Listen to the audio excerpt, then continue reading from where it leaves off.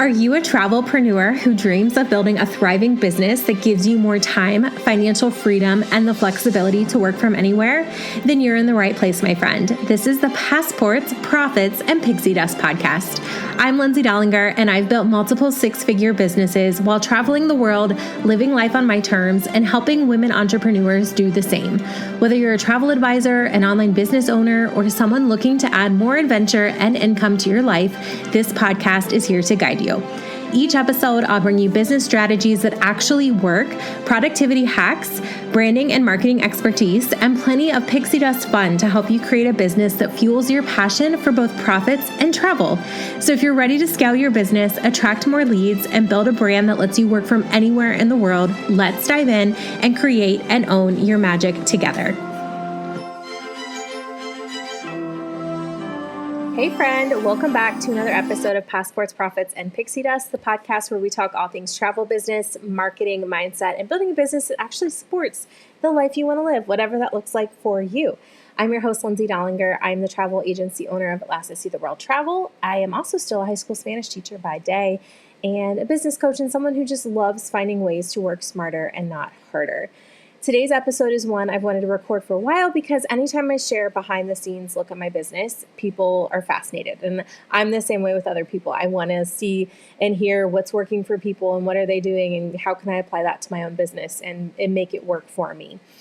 And one question that I always get asked, and someone asked me this today and was commenting like, I thought I was busy, but it's how do you do all of it? You know, how are you still teaching full time? How are you running an agency? Coaching advisors, creating content, traveling, and still answering your clients? And the answer is honestly, I don't do it all manually. I am very good with time. I am very good with, deadlines and honestly, that self-awareness of knowing myself and knowing like the sort of pressure that I need to put on myself for procrastination, I guess, but also what my limits are.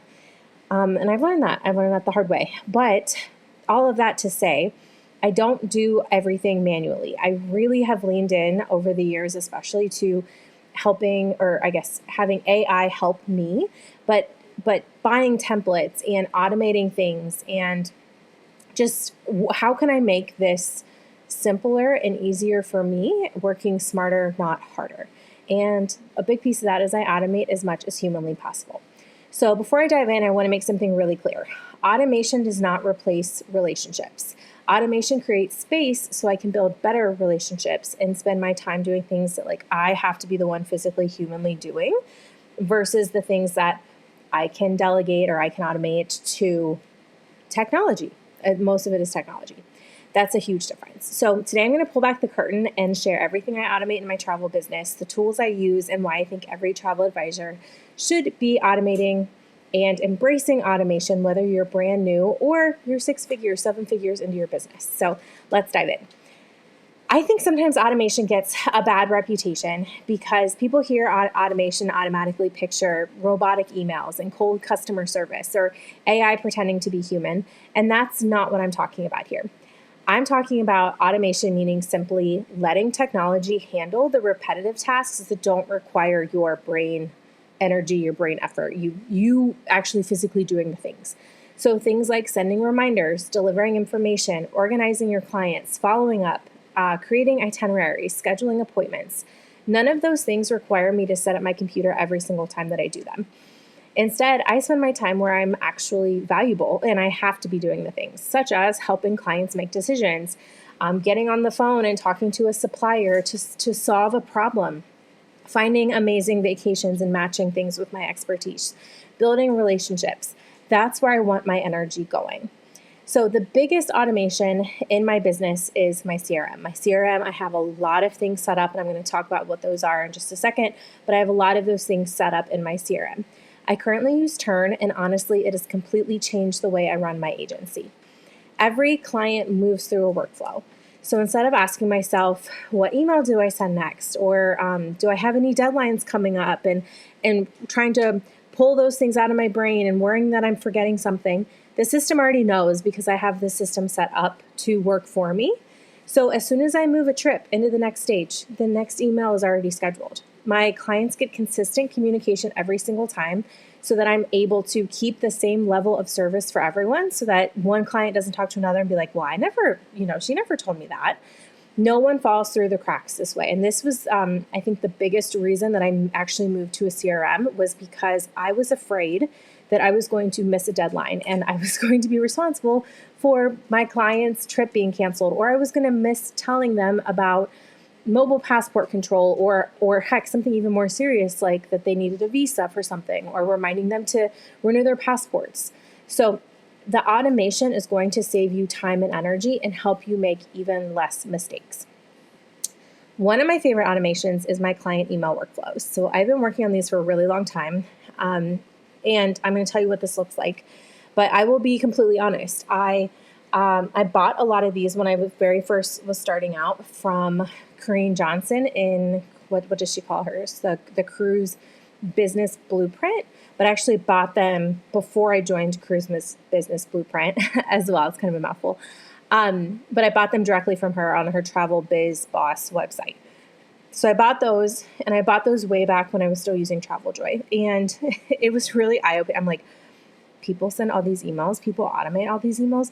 Why have I not been doing this before? Because I love automation, but I just wasn't doing it yet, specifically in my travel business. Because remember, I had some other businesses before this.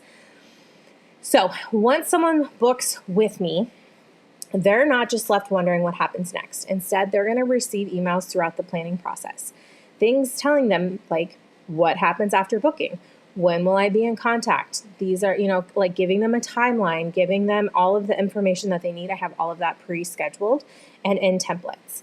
Payment reminders, passport reminders, travel insurance information and reminders. And that's just as much like important for them as it is for me, right?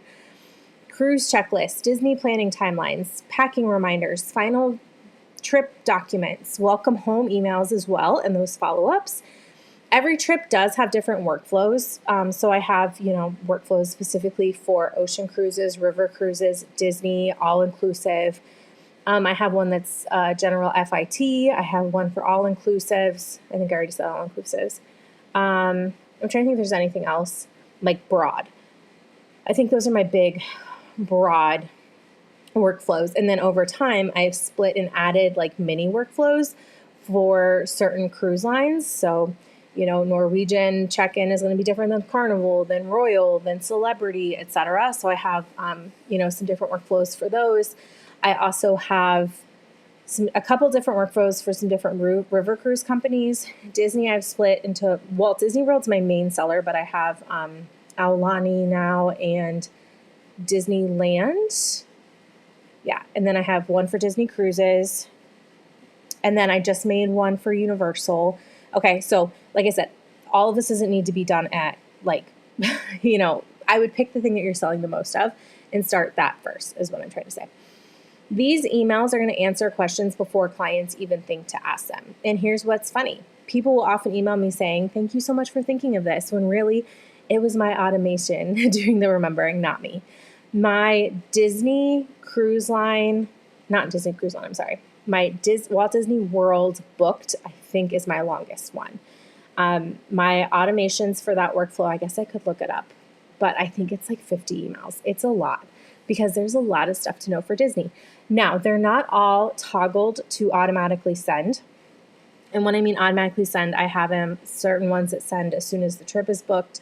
And then the rest of them are at some sort of specific time before the trip travels. So it might be like this email will send 30 days before. This one will send 60 days before. This one will send 70 days before. Like the dining one will send 70 days before. And then a reminder will send at 62 days. Like, hey, your dining opens in 2 days, right? So like there are some emails like that, right? Where was I going with that? So Disney is definitely my longest one. But then there are some that the automations get turned on. So for example, for some of my cruise lines, I have emails in there ready to turn on in the workflow if it applies to that specific trip for things like a specific cruise line port stop. Like if it's stopping at this private island, turn this email on. Different things like that. For Virgin Voyages, for example, I have certain ones I turn on for Rockstar Suites versus accessible suites versus just like a normal room. So those are the sort of things that you can create once, upload into your CRM, take 5 or 10 minutes to set up those automations, and then you can have them easily apply to any future trip or even past trips that are, or like trips that are already created that haven't been traveled yet. And it will save you so much. I promise. Like that easily has saved me, I don't even know, probably 1,000 hours. Okay, the next thing that I automate is consultation calls. So I personally use TidyCal. I used Calendly for a really long time. And then someone turned me on to TidyCal.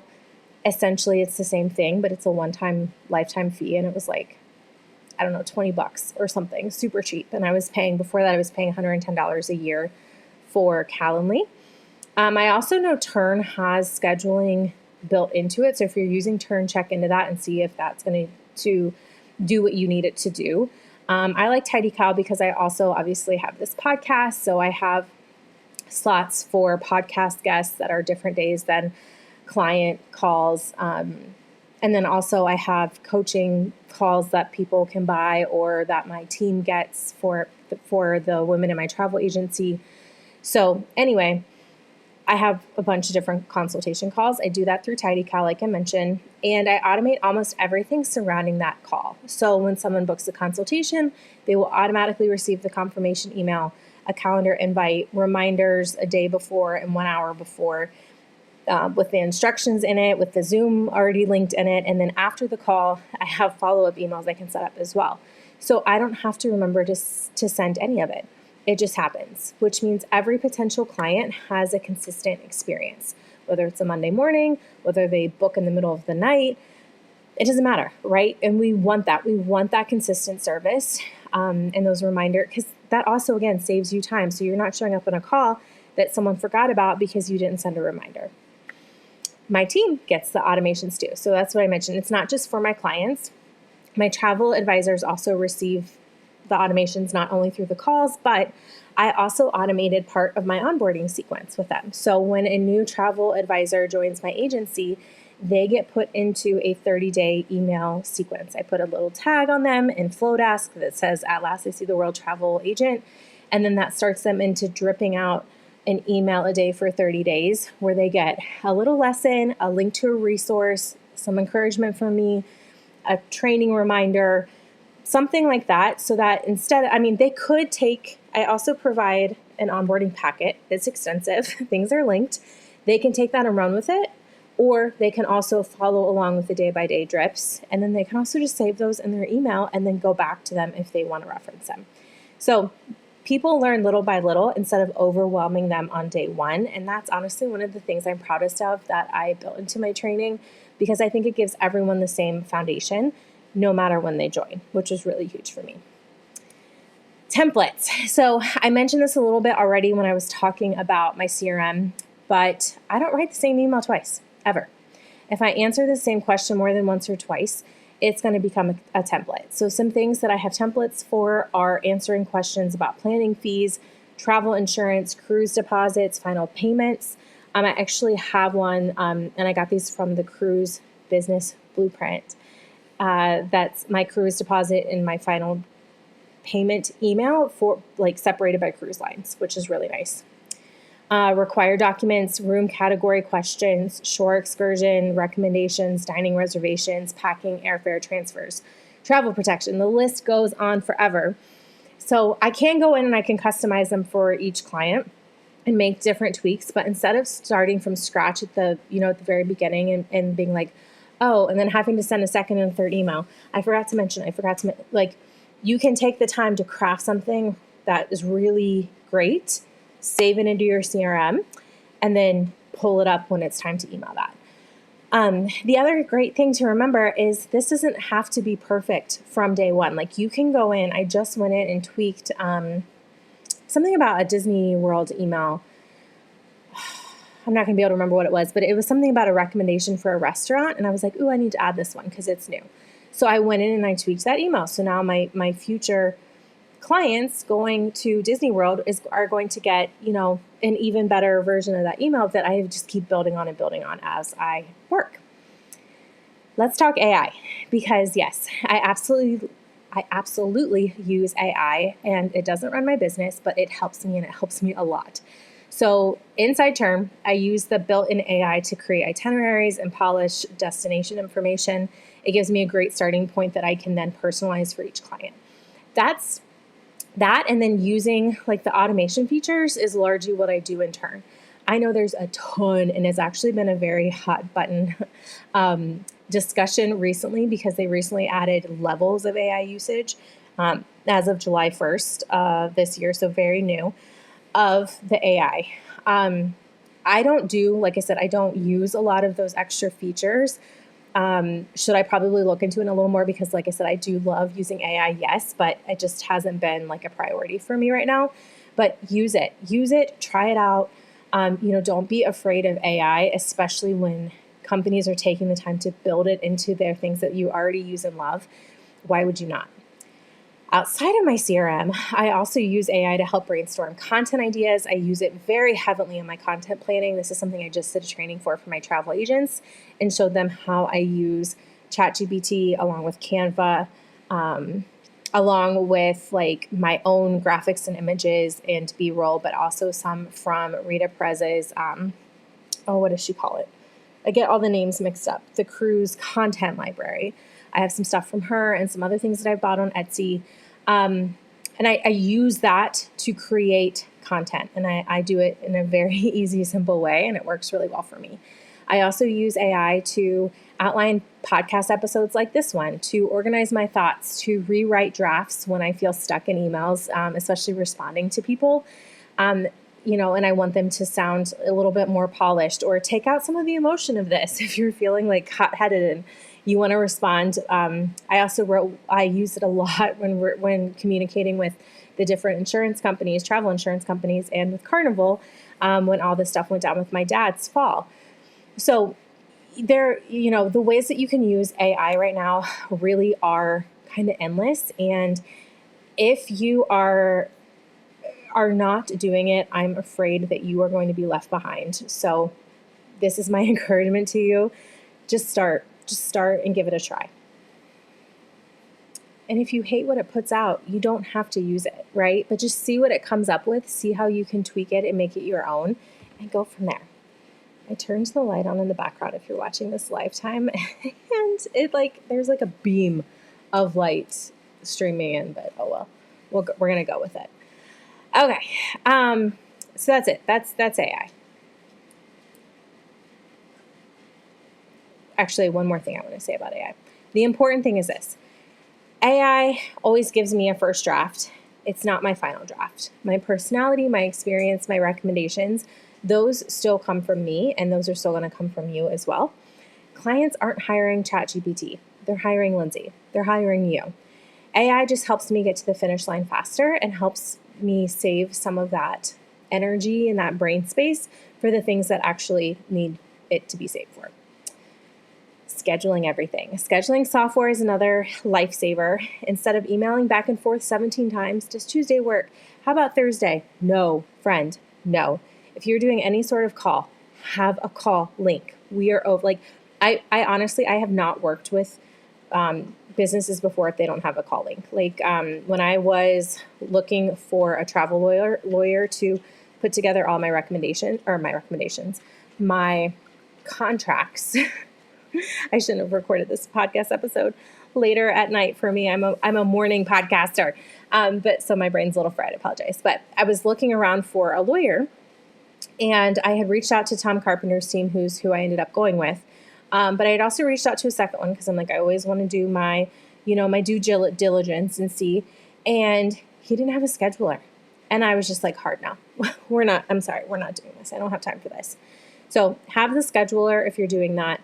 And don't forget, you can schedule emails. Like if you're responding to a client and if you're working outside of your work hours and you don't want them to know that you are, and it's not something urgent, schedule it inside your email to be sent during your work hours so that you can maintain those boundaries with your clients. Let's see. One more thing that I really use for automation is content scheduling. And this isn't a ton automation because I'm actually doing all of the work for it. However, I batch create my content, and then I do have my VA go in and schedule it for me. But even if you don't have a VA going in and scheduling for you, just the act of scheduling it, that is automation, whether you know it or not. So if you are one of those people who like to batch content, or you are not consistent regularly, like especially when I'm going to be gone on a trip, I want to be able to show up every day still. So those are sorts of things that I am pre-scheduling ahead of time so that I am still being consistent in my business while I'm actually not, while I'm offline, right? So instead of waking up every day wondering, what should I post today? My content's already working while I'm teaching in the classroom, while I'm traveling, while I'm spending time with my family. And this all goes back to something that is really important in my business, and that is consistency. Consistency beats inspiration every single time. So I want you to get consistent in your business. And for the majority of us, you're going to need some of this automation in order to be consistent. I promise you. Because if you're not doing these things, you are working 10 times harder, 10 times longer, probably more hours. I know more hours, not probably. I know you're working more hours than you have to be, and you're probably not getting as much results as you could be if you were doing some of these things. People assume automation saves time, and it absolutely does. But the biggest benefit is the consistency. It's the consistency, and it's that things are no longer draining your energy the way that they are without the automation. Every client gets the same experience. Nobody's forgotten. Nobody gets less information because I was busy. Or heck, because I'm in Miami with my dad, where he's having surgery on his leg because he fell on our cruise ship, which is a true story if you're new here. Like those sorts of things, we can't know those things are going to happen, but we can prepare the best way that we can by setting up these things that are actually professional. They are making you have a business that is a legitimate business. My business feels organized. It is professional. It's reliable. And that's incredibly important in this industry. And that is how you're going to have those raving fan clients who are coming back and they're referring more people to you because they recognize all of these things that you're putting in place. So if all this sounds overwhelming, I don't want you to automate everything tomorrow. I want you just to start with one thing. Ask yourself, what are some tasks that I do that I repeat for every trip or that I repeat every week? That's your first automation. I'll give you some ideas. Maybe it's your inquiry response. Like when a quote form comes in, what do they get back? Do they get something back from you? Maybe it's your consultation reminders. Maybe you don't have a TidyCal link and it's time to set up a call link. Your payment reminders about something due. A welcome email that you send out to new potential clients or new clients. A packing list. Just one thing. Just automate one thing. And then when you do that one thing, then we're going to automate another and another. And over time, you'll have your entire business running smoother than you could ever have imagined. Here's something I want you to remember. Automation doesn't make your business less personal. It actually allows you to be more personal because instead of spending hours copying and pasting other emails and getting frustrated because you can't find the thing that you want to send, you're spending that time calling a client, celebrating a booking, checking in after a trip, building relationships. Technology is handling the repetitive work and you get to handle the human work, and that's the magic. If you enjoyed this behind the scenes episode, I'd love for you to screenshot it, share it on Instagram or Facebook, and tag me so I can see that you're listening. I really have appreciated. I've been getting lots more DMs than I normally do. So thanks, guys, for being so willing to slide into my DMs or even like Facebook post comments. People are saying like, or commenting on a post about something different and someone's like, oh my gosh, I just found your podcast. I love it. Those messages, seriously, like I'm giving you a heart right now. Really keep me going because I don't get anything for doing this podcast, right? I've been doing this podcast. Heck, we're almost at 500 episodes. And I actually was talking to my business coach about that. And a lot of people don't really understand it. They're like, why are you still making content for, and not being able to really monetize it? And I will be honest, friends, I'm hoping to bring back, and I've shared this before, the travel agent marketing studio in some sort of way this fall. I'm still brainstorming what I really want that to look like and feel good about that. But right now, my focus is on my agents and my agency. So if you're not yet a travel advisor and you are curious about all these systems that you heard me talk about and my workflows and my onboarding and automations. I teach all that to my agents inside of At Last I See the World Travel, which is my travel agency. My advisors don't have to build these systems from scratch because I've already done a lot of that heavy lifting for them. And I teach all of that to them. So if you'd like to learn more about joining my agency or want to see what these workflows actually look like, reach out to me. I love to chat with you and help you decide if it's the right fit. Thanks so much for listening in, and I will see you next week for another episode of Passports, Profits, and Pixie Dust. Until then, keep dreaming big, serving well, and building a business that gives you the freedom to enjoy the life that you are creating. Go out there and create and own your magic, friend. Bye-bye. And that's a wrap on today's episode. I hope you're leaving today inspired, princess, to create, own, and spread your magic to the world. If you found value in this episode or know a girlfriend who needs to hear it, would you screenshot it and send it to her? And if you're feeling really generous, pop it up on your IG stories and tag me at Lindsay Dollinger so I can see you loved it and tell you thank you. I appreciate you. Now let's go do some amazing things. Bye-bye.